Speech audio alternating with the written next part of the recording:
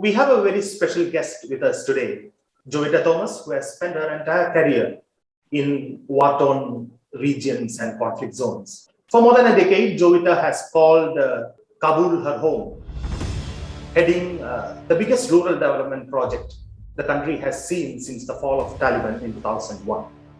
She has been an advisor to the Afghan government and has traveled extensively to the heartland of Afghanistan, including Taliban-controlled areas not accessible to expatriates.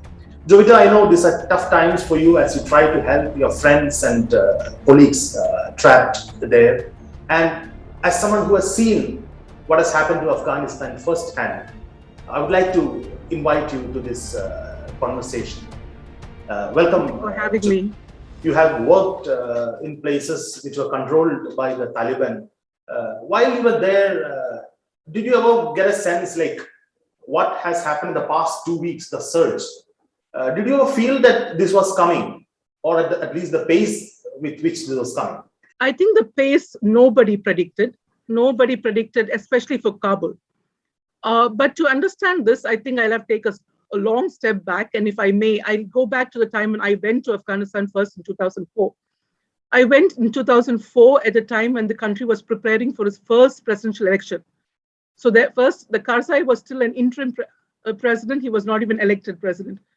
And the country was so hopeful and so energetic, so looking forward to the future.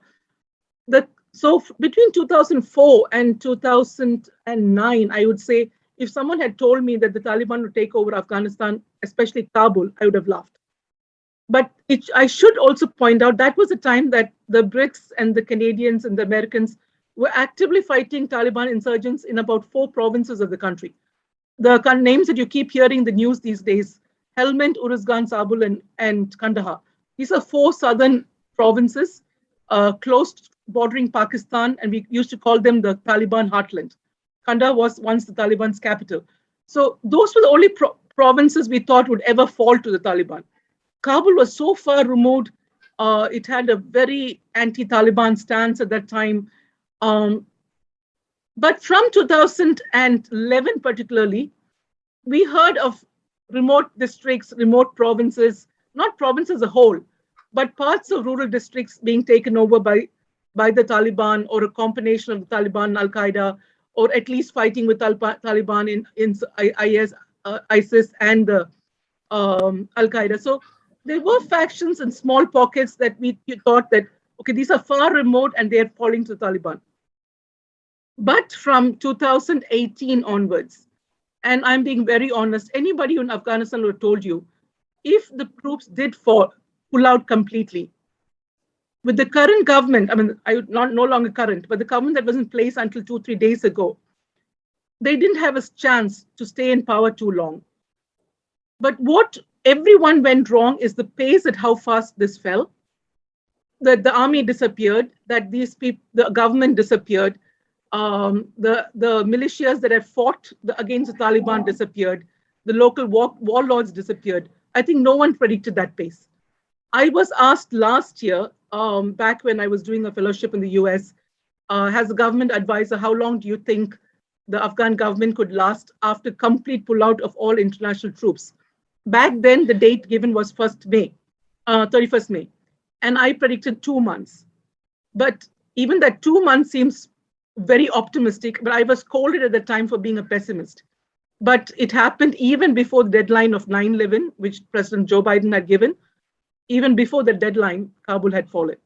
That the Afghan military and the police, they literally sort of welcomed the Taliban and they did not show any signs of resistance. Why is that? Small correction there. There were pockets where the Afghan military did fight.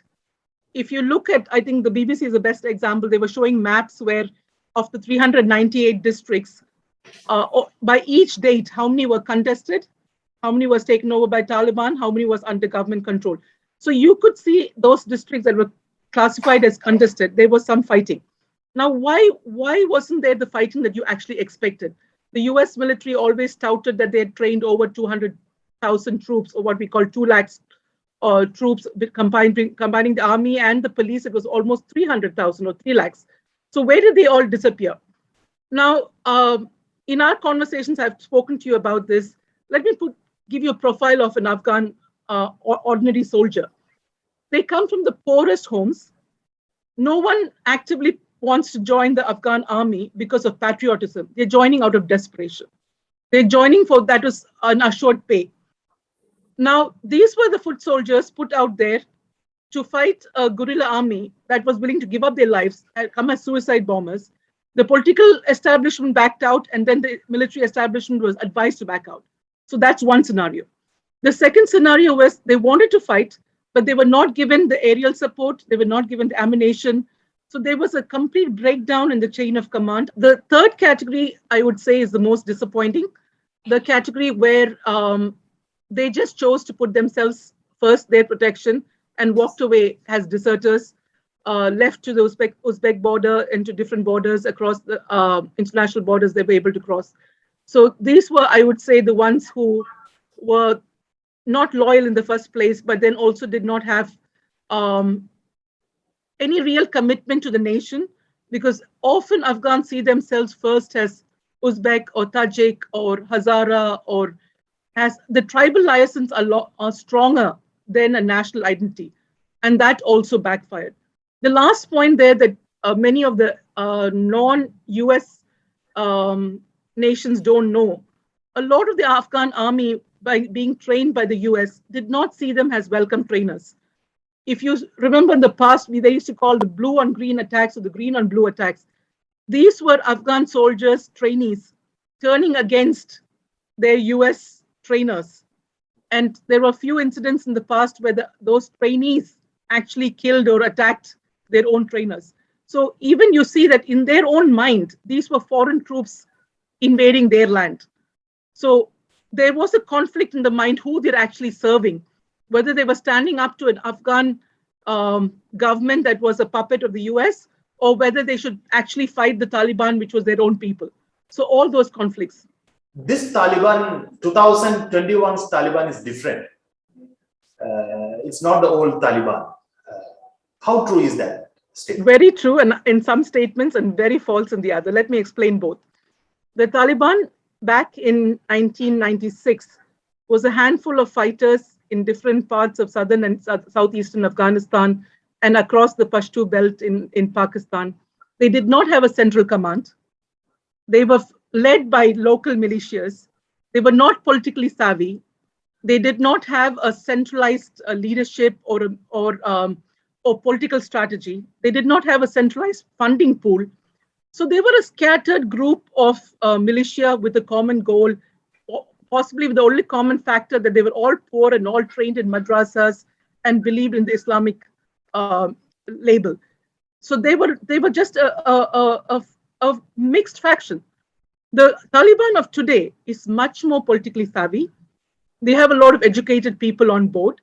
They have realized the importance of capturing media attention and presenting a softer side to the international media. So they're far more politically savvy, media savvy, centrally coordinated, centrally funded, better managed than the Taliban of 2001. So if you're talking about two different Talibans, yes, in that case, that's true. Now, whether the real question is, have they changed their stance? Have they changed their attitudes to women? Have they changed their attitudes to local governance? Listen to all the interviews that they've been giving. You see a dichotomy, a clear divide between what the political establishment of the Taliban and their spokespersons are telling you and what their local militia or their fighters on the ground are telling you. So it is so obvious that the Taliban hasn't changed. They're still pro-Sharia. They're still pro-brutal punishment. As and when they get the political establishment and the will of the international community for them, and they're able to establish a firm government, they'll be just as ruthless, as brutal as they always were. And there's enough of evidence over the past few years.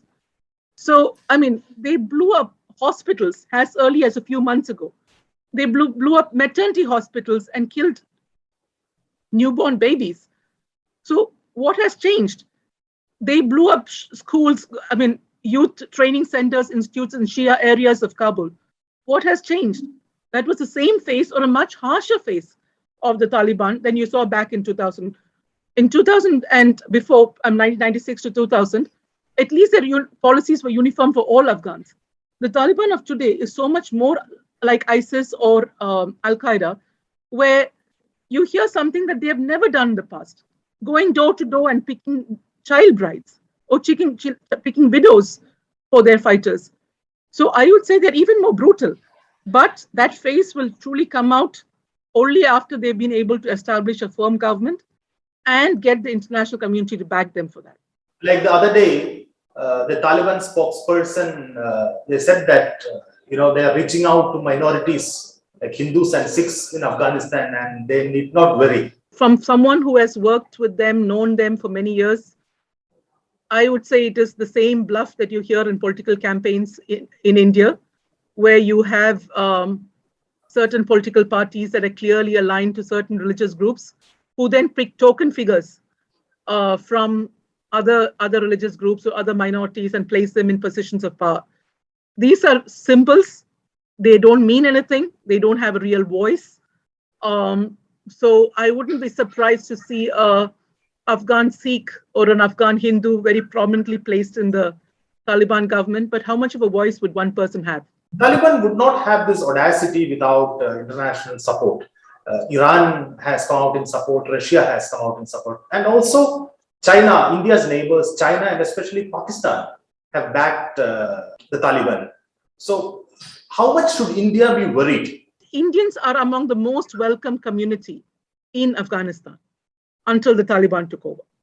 So it is not what you hear in this WhatsApp forwards that Indians are being targeted, Indians are asked to leave, that in some Indian priest or somebody is kidnapped. So that is a very biased picture. Now, as a woman, as an Indian national who's lived inside the country and traveled to 29 of 34 provinces, including to what described as Taliban heartland, I have never once felt unwelcome. Okay, the Indians are generally very, very much a beloved community to Afghans. Any checkpoint I go to, any police checkpoint, any security checkpoint that I've been to, the first question they ask me before they see my ID card is, "Aap Hindustani hai ya Pakistani?" Though they're not broken Hindi or Urdu, so they want to know if I'm a Pakistani or an Indian. And the moment they see I'm an Indian, the first response in a mixture of Dari or Pashto or Hindi is that Indians are our brothers. You're most welcome here. Pakistanis are not. Another fact that many people don't know about India and Afghanistan is India is among the largest development donors that Afghanistan has seen. And India has very wisely, across the political establishments of the central governments, chosen very visible projects in Afghanistan. The Parliament House that currently seats the Parliament of Afghanistan, the renovation of the King's Palace, major dams, major ring roads, major border roads, have all been India's visible projects in the country, and that has gained them a lot of support from the Afghan people. I'm not talking about the Taliban, which is very obviously a Pakistan-backed force, but the general Afghan population adores India. Now, whether India has capitalized on that adequately, unfortunately, no. Now, let me turn to your actual question. Now, for those of Indians who are arguing that, okay, the Pakistan and China has accepted the Taliban and given them recognition, they're saying they will not withdraw their embassies. Let me be very direct. China has never been interested in any country's politics. They have economic interests everywhere. But their interest in Afghanistan and Pakistan's interest in Afghanistan is not in Afghanistan itself. They're aligning themselves to put India down. And that's a fact that our Indians should see. They're trying to become a geopolitical force in the region that then neutralizes the clout that India could otherwise have had in the region. Now, Russia and Iran, of course, have other interests. Russia would be wanting to be present to minimize the Western influence, especially the US influence and China's influence in the country. Iran has a completely different stance because they believe backing the Taliban would be thumping their face at the US.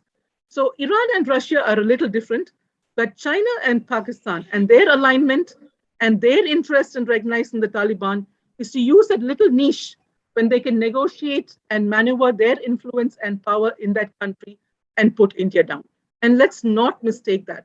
And if India doesn't use this opportunity to stand up and use its soft power, we may lose that. So you're saying India should be very, very wary of the new developments. Absolutely. And I think it has a very short window to decide what its stance would be. I mean, India has always stated that it will not be militarily involved. But there are a lot of interests that India has supported in Afghanistan, even prior to the Taliban rule. Back in the days of the Mujahideen fighters or the Jihadi fighters, it's been subtle, but India should take up a clear stance on what its stance would be in Afghanistan, make it known, implemented it. I realize it's too early. They may want to see what the actual government would look like over the next few days. It's not really announced. But there's a very short window that Pakistan and China are capitalizing on, and India should. Your family was there. Your daughter grew up in Afghanistan. You have traveled with her to these remote places.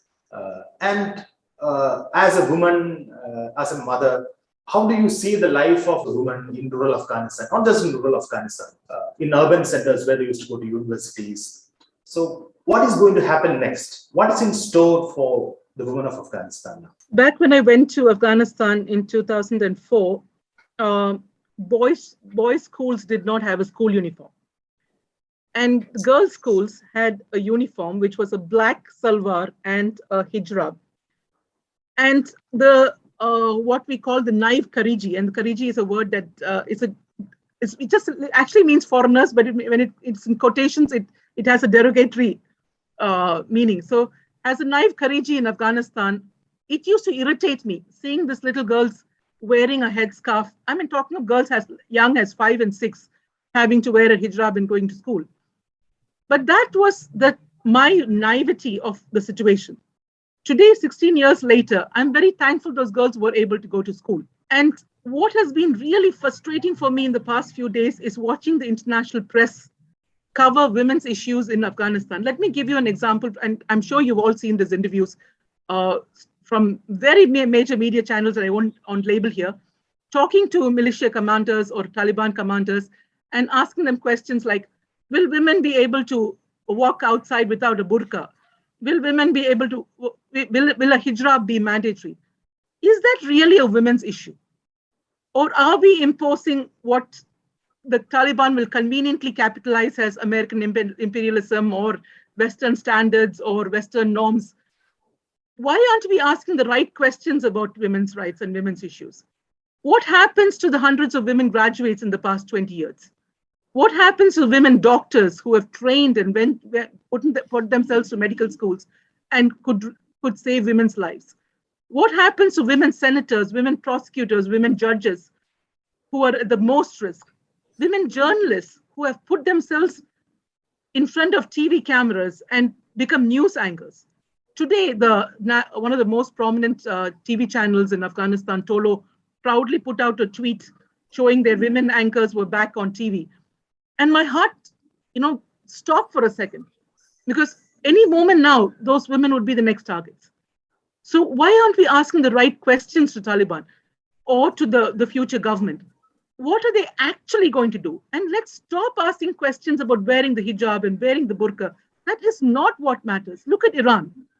Women wear the hijab, but they're in all sections of the government. They're in the fire force, for heaven's sake. What happens to our Afghan women? I have friends who are senators. I have friends, Afghan women who are judges. I have friends, Afghan women who have gone to Ivy League, to Cambridge and Oxford and come back to work in Afghanistan. And I've had young friends blown up by explosives put under their cars simply because they worked for the Human Rights Commission as early as a few months back. Why aren't we asking the Taliban the right questions? Let's stop talking about the superficials about women's empowerment. A burqa is not, in my eyes, a burqa may be a symbol of oppression. But an Afghan woman has always worn the burqa, if not the burqa, the hijab. So let's not talk about the outward symbols. I'll give you an anecdotal story, and I'm sure, Abby, you've seen this. I keep getting in the past few days a collage where you see an Afghan woman in the 70s in Kabul wearing a miniskirt and walking, and then you see a woman in a burqa, and they say Afghan women in 1970 and Afghan women in 2021. And instead of appealing to me, which obviously my friends intend to when they send it to me, it maddens me. Because that Afghan woman in a miniskirt was maybe 0.0005% of the entire Afghan population in 1970. In 16 years, I have never seen a woman in a miniskirt in the entire Afghanistan. So which population are we talking about? The elite, extreme, even the elites don't wear miniskirts in Afghanistan. How many miniskirts do we see in Trivandrum? Let's talk about Kerala. So is that a symbol of our liberation? Let's talk about what really makes an impact for women. So yes, I'm worried for women's rights. I'm worried desperately for the immensely talented women friends I have in that country and what they'll be able to do if they don't get out. And the worst, I think the sadder picture for me, if they all leave. They all have opportunities to leave. A lot of international governments are trying to rescue them. And if they do leave, what does it leave the remaining Afghans with? No doctors, no trained teachers, no nurses, no judges, no prosecutors, no human rights activists, no journalists. Let's ask the right questions for future government and ensure that their actual rights are preserved to study, to work, to be free citizens, not whether they have to wear the burqa or the hijab. There are talks going on about a new government, whether it would be a Taliban government or a coalition government. What are the scenarios that you see that could unfold in the coming days? Very obvious position right now would be that the Taliban would be empowered enough, would get enough support from the countries that you mentioned, that they would ignore the rest of the world and establish government in the country by themselves. I do not see that happening. Why? Because I see a Taliban very eager to not be the social pariah that it was back in 2000. They want international support. They want embassies to open in the country. They want to be recognized. So I would see something like a Taliban 3.0 rather than 2.0, where a few leaders that they will be able to negotiate with, like the former President Karzai, Abdullah who's remained, Hikmatyar, they may form a very loose coalition with the Taliban still in the lead, but with token presence of other factions, especially, like you said, from the north, from what was used to be their enemies, the Northern Alliance. So the next few weeks, we'll see a lot of political maneuvering, including with the international community. So that is for sure. That's not something that's debatable. But what the actual form of government would take, I would think, is the Taliban would definitely be in the lead, but I don't see a Taliban-only government. I think that they seek international recognition enough to have some form of coalition, however loose it is. I don't predict also that coalition will last very long. Once they do have the established presence and international media attention fades, and I would give it that about a year's time, I would say that the coalition will break down, and either the international troops will realize that Afghanistan has become a haven for terrorists again, or at least for breeding terror, and they come back to Afghanistan, or it will become a Taliban-only state that it was in 1996, and nobody would care about it anymore. Sorry, this is anyone's guess. I'm not a political analyst. I'm just speaking from experience of knowing a lot of these people firsthand. Thank you so much for talking to Asianet News. Thank you. Thank you, Abhi.